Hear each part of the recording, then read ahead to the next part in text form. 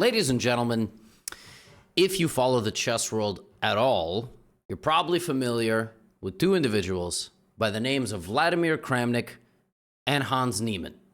It's currently September 24th, 2024. If you're not up to date with all the different types of chess drama we've got going on, a very simple search here on YouTube or on social media like Twitter will provide you with a great amount of things to go and read. A rabbit hole, if you will. Now, Hans and Vladimir are seemingly friends. In Hans's words himself, in an interview that we did together, Vladimir is his life coach, and I assume chess coach as well. Well, today something insane happened, and the two of them participated. Today, the two of them won the weekly, high-profile, high-stakes chess tournament Title Tuesday on chess.com. They both got 10 out of 11, and Vladimir was busy on social media, literally accusing people of cheating. You see, when Vladimir began this mission to fight for fair play and anti-cheating in chess, he did it in a bit of a subtle way, and he would always say things like, I'm not directly accusing. Well, today he quite literally went on Twitter and said, I'm playing cheaters, and posted their profiles. So I'm going to be showing you some games that these two played in their quest for glory in the Title Tuesday tournament, and I will be showing you some tweets by Vladimir Kramnik. The very first that I will show you, the very first game, is a very fun game because it's actually the game. Kramnik played this game and then accused his opponent of cheating. Now, look, I'm not going to lie. I think at this point it's kind of an honor to be accused by Vladimir, but when I saw this game, and what he said in this game is that his opponent played with something like 94% accuracy or whatever. Look at this game. Just look at it, okay? Let's go. E4. His opponent is a 2650, 2700 blitz player. Alexandra Maltsevskaya. There you go. That's the way you say it. I struggle to say the name because of all the consonants together.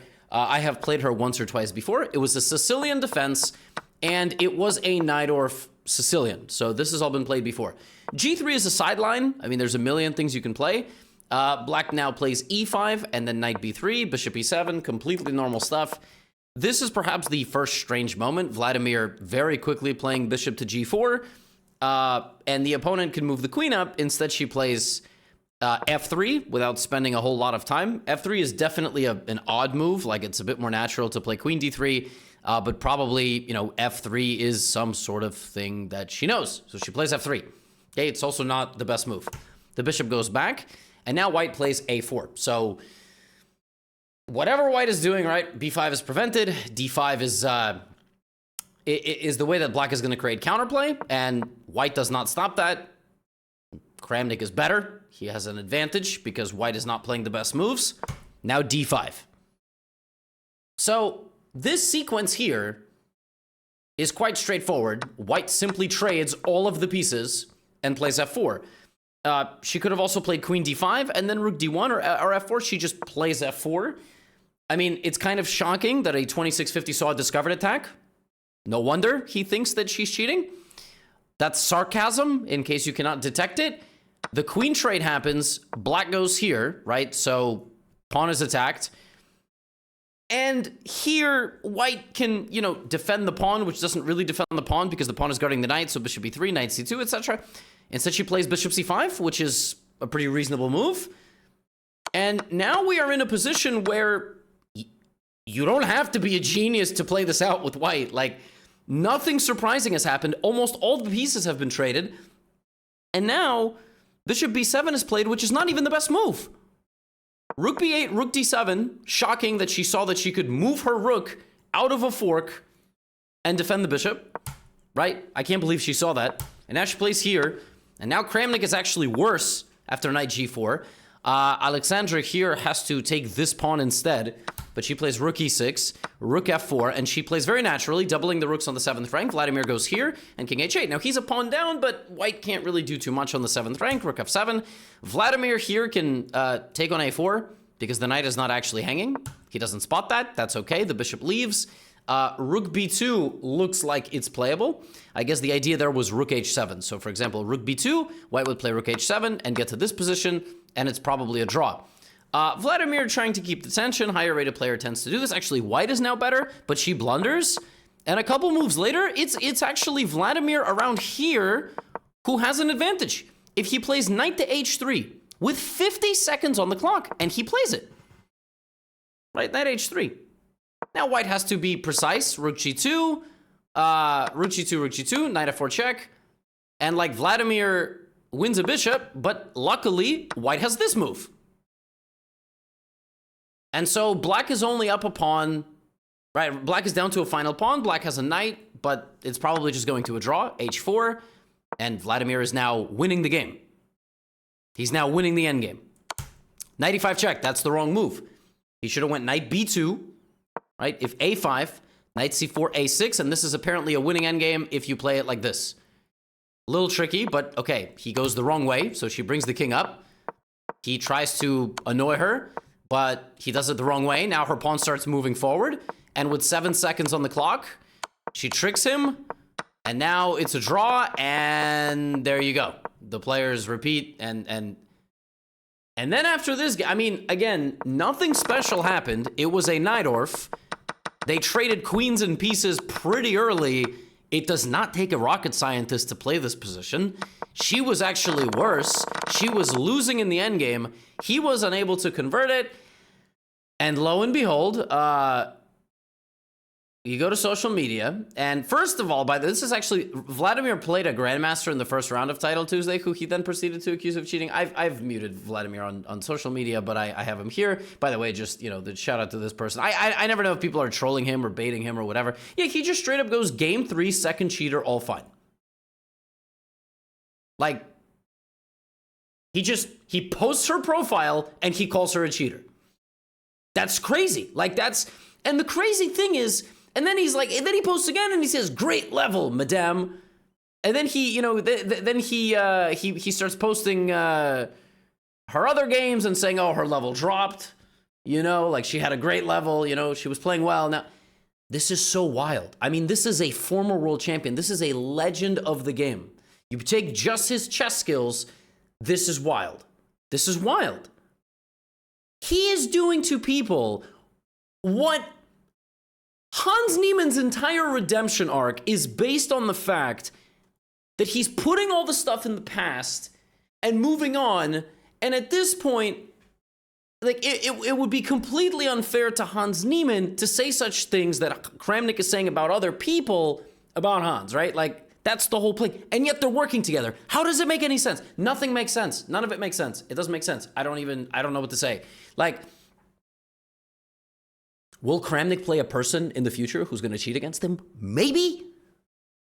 I don't think she did at all. I mean, just mind-blowing. I can't. And by the way, this is not the end of the video. Like, there's more. And then I just can't believe it. Now, by the way, he did play one extremely beautiful. He played multiple beautiful games. Anyway, again, they both won the tournament. His behavior, I'm done defending it.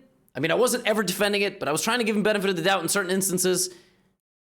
It's not good. And the thing about Vladimir is, look, he just did an interview with ChessBase India, right? He just did an interview with ChessBase India, and he has a lot of supporters. Look, you're going to read comments in this very video. Go to the comment section of this video. You're going to see a bunch of people calling Kramnik crazy. Then you're going to see a bunch of people calling, a bunch of people defending him.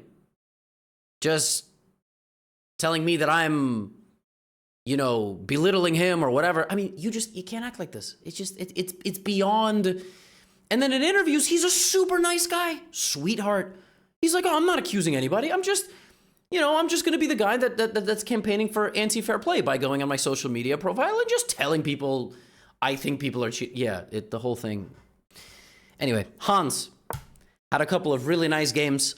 Here he is against Volodar Murzin, who's a teenager. And he's like maybe 15, 16, strong grandmaster. Hans going for the Italian. We saw him play a lot of this in the Speed Chess Championship. C3, D3, castles, and expanding on the queen side with B4, A4, and B5. Bishop E3.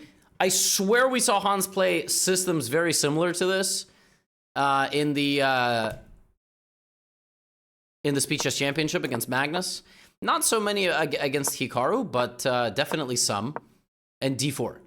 Space, right? We got c4, d4, e4. And the thing about the Italian is you can play these positions, you can maneuver these positions left, right, and center. Rook e8, h3, slow, improving, right? If ed, undoubling, and that's probably Vi Volodar plays c5. The problem with c5 is that after dc and dc, that's a really good square for white. That's also a good square for white.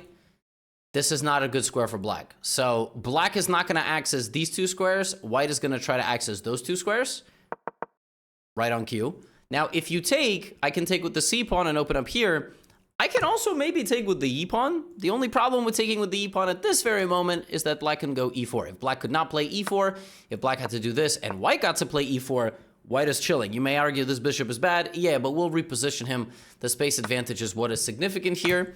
So this, and Hans plays knight d2 and puts the knight on c4 and just has an absolutely dominant position. He is exploiting the weaknesses. Both pawns can move forward. Also, the bishop can get into the game very easily, not by going through the queen. That is not possible.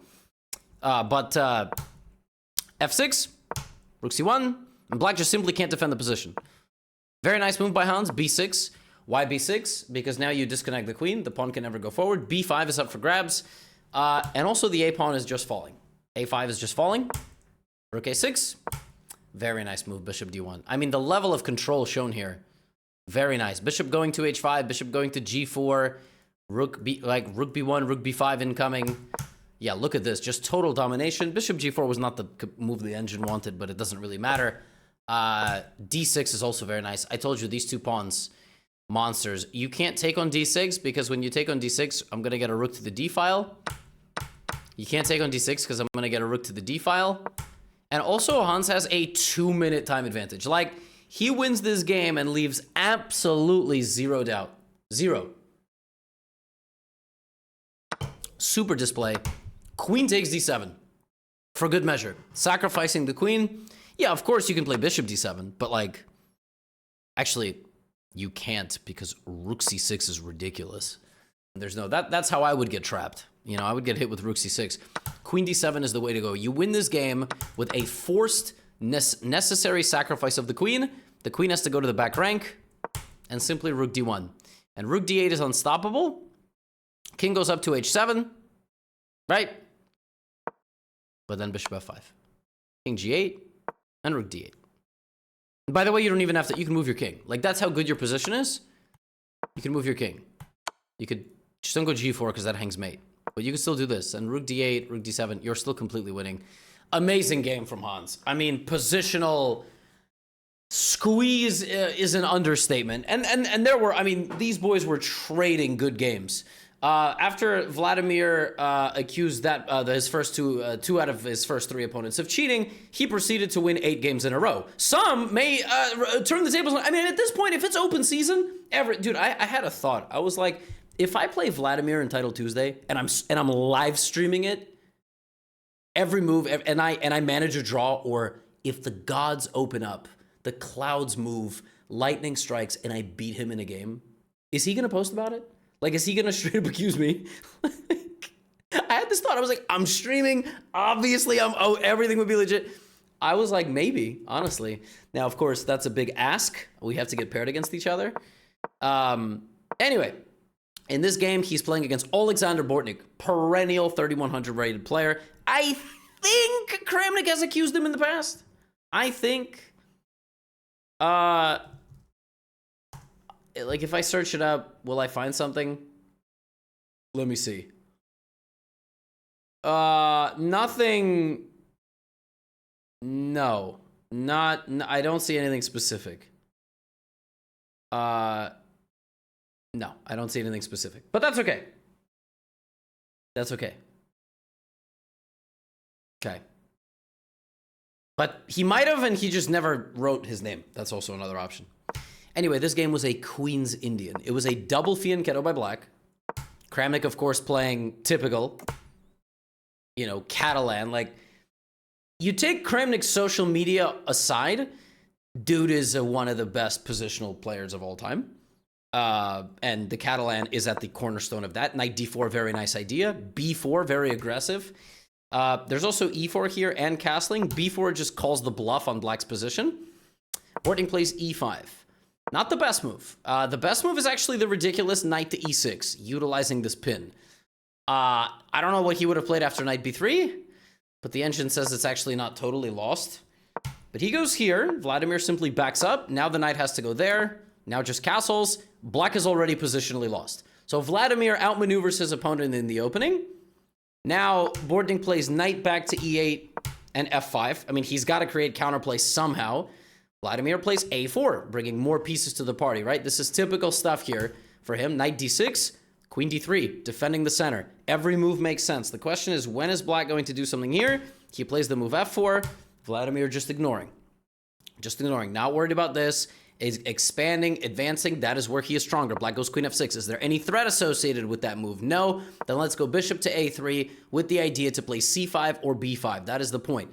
Bortnik plays f3, but this is simply... This is a move where you feel the game is getting out of your control. Now the pawn has nowhere to break, and you only held Vladimir. Because Vladimir now controls all the squares in front, and the bishop is an attacking piece. Rook d8, c5. Beautiful game. Lock the center. Look at the bishops. Crisscross applesauce from both sides of the board. Just beautiful. Beautiful positional chess. Knight f7.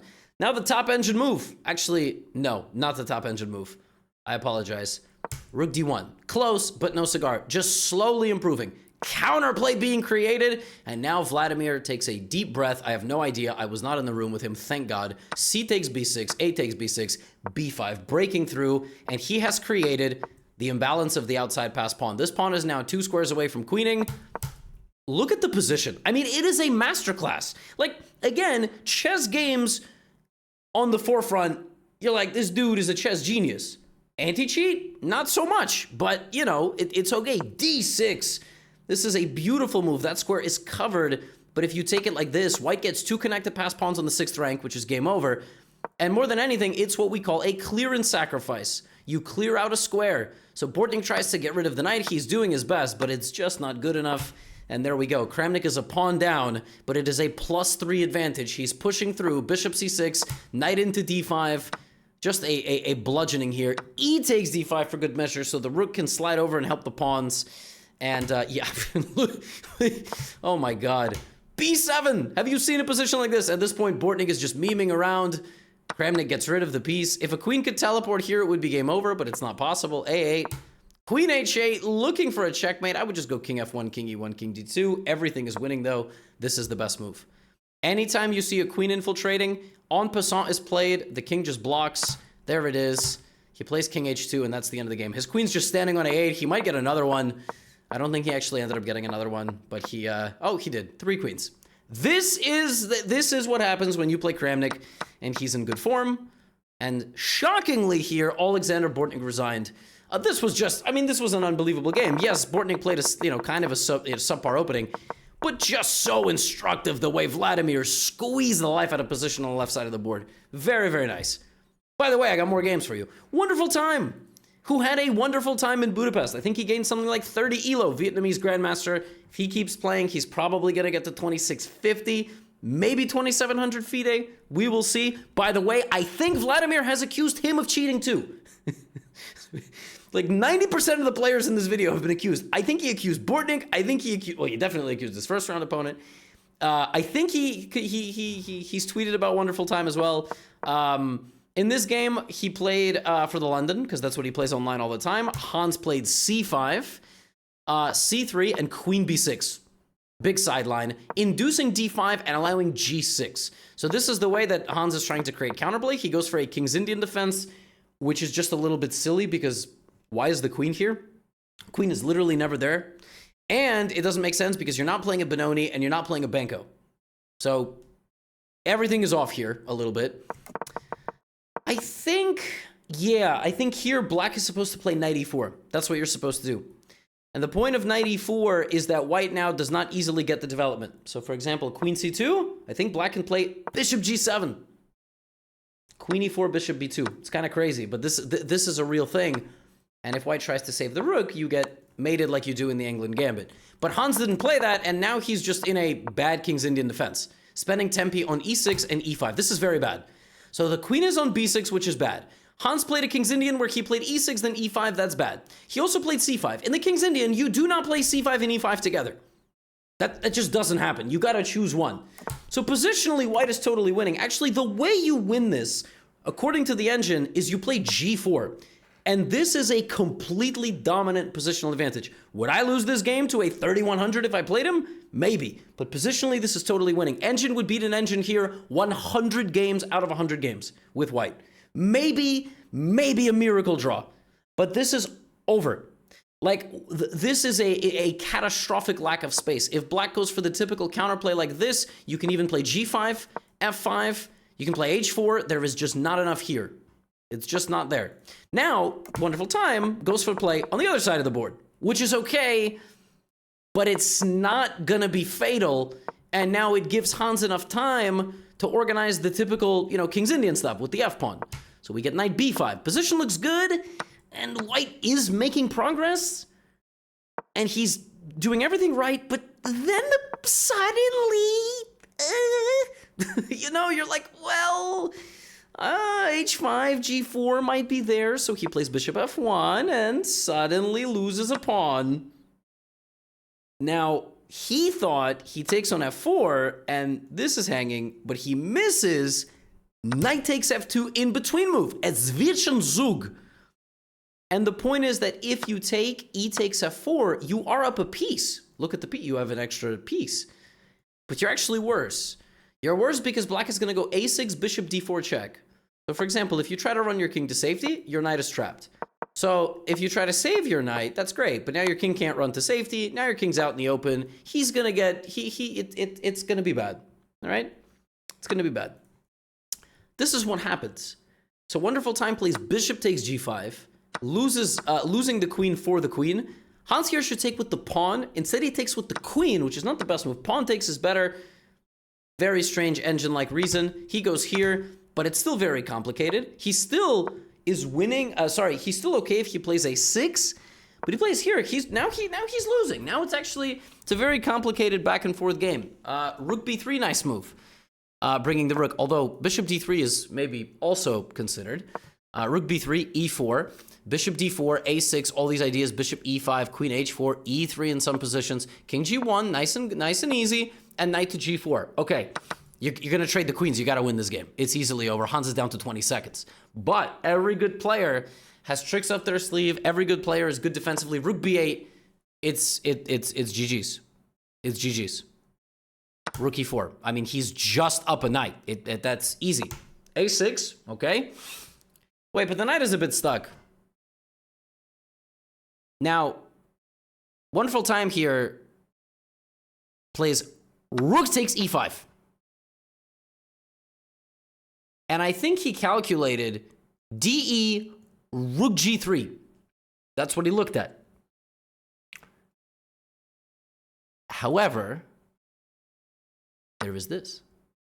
And actually, in this position, it would have been better to just play something like rook b1. And after rook b1, a6, the knight escapes. The knight goes to a7 and c6. The rook is protected. But suddenly the game gets a little bit tactical, and it's equal. And it's an endgame where Hans has 9 seconds, and watch as he just cold-blooded, just holds his nerves, plays it well, gets in. Now it's a mutual scramble. He's defending against both pass pawns. Now there's only one pass pawn. The boys are down to 6 and 4 seconds each. The rooks get to the second rank. King comes in, e4, king e3, picks up the bishop. And you gotta win games like this if you want to win these tournaments. It takes a little bit of luck sometimes. Hans, like, on the brink, saves the day. Very clutch result. And I got one more game for you. This was the gold medal game. This was the game to win the tournament. I don't think Kramnik has ever said anything about Serrana, who is Mishanik. That's Alexei Serrana. I've actually beaten Serrana a few times. Maybe Kramnik has seen those games. I don't know how many times I've played him. How many times have I played Alexei Serrana? I've played him 9 times. It's 2.5, 6.5. I've beaten him twice. I've lost to him 6 times. I'll take it. I will take it. Okay. Knight f3. Hans playing in this game a Nimso Indian, like a typical queen spawn game. Takes. I think this is the line Serrana plays a lot. He likes this knight d2 system. So he plays the Nimso, then he goes here, then he goes here and here. This is how he really enjoys playing this position. Plays knight d2 and tries to take a big center with e4 and f3. This is typical Serrana anti-Nimso. And by the way, it works in this game. He gets a nice position. The bishop is on b2, looking to open up. Rook e1, knight g6, knight f1. That's where the knight is going. And now knight to g3. Knight g3 is not the best move. Going bishop c2 and g3 would have been a little bit better. Giving up the bishop is not recommended. And now Hans has a very easy target. So Hans will now try to build up against that target, while Serrana tries to attack on the king side. He goes knight back to e3, defending his center pawn. Now this pawn is unpinned. Queen e6. And again, Hans is in a tough game. If white advances forward, queen e2. Okay, he's playing defensive. Now the knight jumps out. Now g3 stops that, so the knight comes back. Rook d1, c6. How is white going to break through here? Very tense game. Well, he tries to break through by giving up the pawn completely. I don't know if that was the way to go, but to be honest, it was not easy to come up with a plan. He gives up the pawn and goes for d5. Now we have cd, ed, and the queen gets back to c8, defending the bishop on c4. Bishop a3 and rook d8. And Hans is like, yo, he gave me a pawn. I'm just going to defend myself. f4. But if Serrana can organize this infiltration, he wins. If he can get the queen to the dark squares, he wins. Can he do that, though? Fe, de, bishop e7. That's a fork. Pure fork. But in comes Hans with knight e4. Now the queen attacks the knight and the rook is hanging. Hans gives up the rook. But the rook is hanging for white. Now we are pinning the knight to the queen while the rook is hanging over there, and we're going to go d6. Rook d7. Okay, we're winning. Wait, are we winning the knight? What's happening? Rook a1. Now we're threatening to take the knight, then take the bishop. So a5. But now bishop d6. Now we're guaranteed winning a rook. Both guys in a very tense game here. Bishop takes e5. It's equal. b4. Who's going to hold his nerves better? d6. Rook c5. And now bishop d4. b3. Hans giving it all up. b2 is on the way. Queen b2. That was wrong. White had to go queen f3 for reasons I can't really fully explain. Queen f3, abandoning all of this. You had some crazy lines after queen f3 that I guess would hit these pieces. He goes queen b2, 10 seconds on the clock per player, rook into b4, bishop c5, and actually this cluster is winning. This pawn is 2 squares away from queening, but you can't do anything with it. Rook d4, and Hans takes the pawn, and he's just winning on the queen side. White has 2 seconds remaining. Queen on d4, knight g4, you trade. Give a check. Trade, you're trying to go knight a2. This is actually wrong, but not because of that. White had to go knight e5, apparently, and knight d3. That was the idea. He goes here. That is the wrong way. Knight to a2. You cannot stop c1. You can play king d2, but then I still go here.